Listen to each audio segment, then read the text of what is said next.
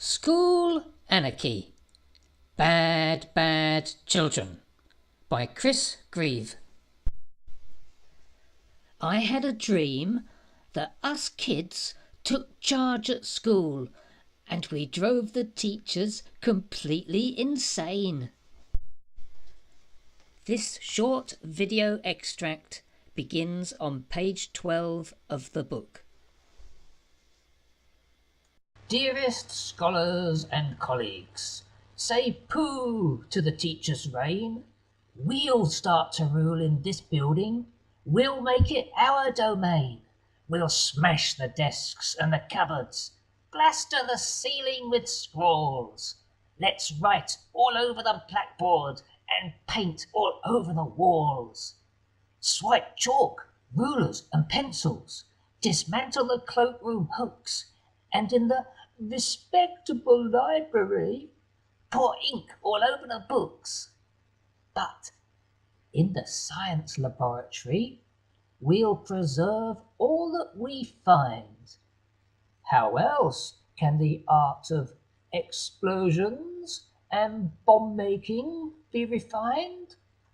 And so, dearest scholars and colleagues, this vision to you I address. Let's convert this place of learning into a mind-splitting, terrible mess.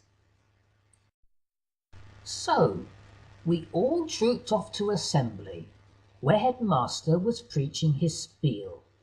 Then the deadly hush of the hall room was split by an echoing squeal. Headmistress was clasping her bottom. Some gum had stuck to her dress. The shot of some pea-shooting villain. A remarkable aim, I confess.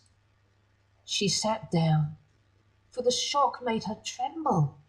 Alas, she sat down without care, for the chewing gum stuck to her bottom cemented her firm to the chair. Us pupils buckled with laughter.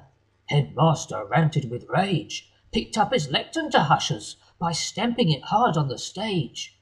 Alas, that also got splintered. It buckled completely in two. But then he was writhing in agony. The lectern had crashed on his shoe. The teachers dismissed us hurriedly. We raced out, cheering with joy, and sped to our first lessons venue to plan for our next ploy. Rude things on the blackboard were written, displaying our moral decline. Embarrassing tales about teachers, unmentionable in this little rhyme. The door was open just slightly. We placed a pile of books overhead. As our teacher entered the classroom, the crash made him fall almost dead. History teacher came to the rescue in a strict, staunch kind of way, and despite our constant heckling, would not yield to the rioting fray. So, in the history classroom, we scattered pins on teacher's chair. As the history teacher descended, she shot up 10 foot in the air. The caretaker, that dawdling old doddle, decided to disappear, locked himself away in the storeroom where he couldn't stop shaking with fear. The sports teacher, strong-muscled and burly, challenged the pupils' revolt. Though he thought he was Wonder Woman, his bionics suffered a jolt. For climbing gymnasium wall bars and swinging like apes on the ropes, screaming school kids pounced on the teacher, negating his bionic hopes.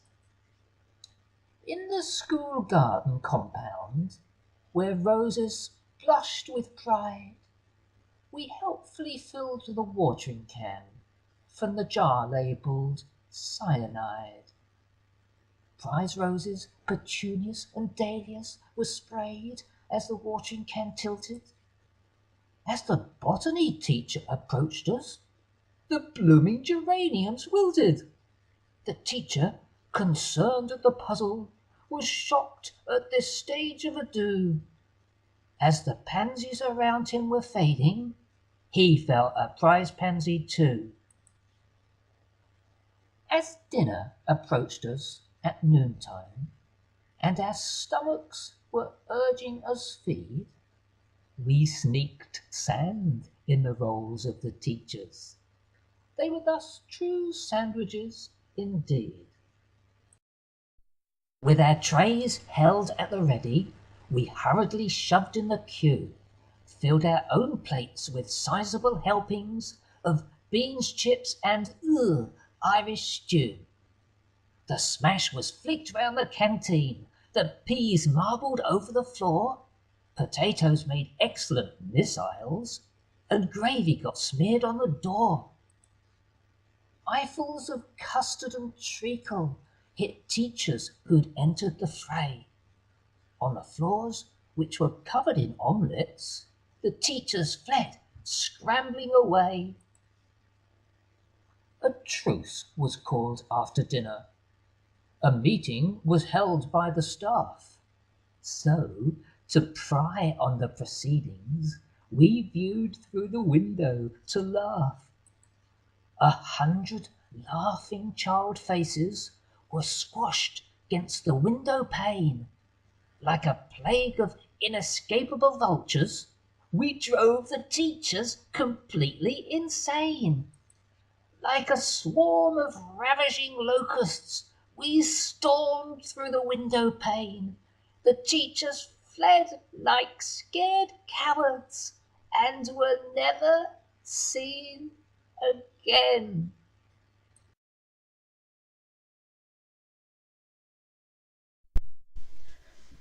But this is not the end.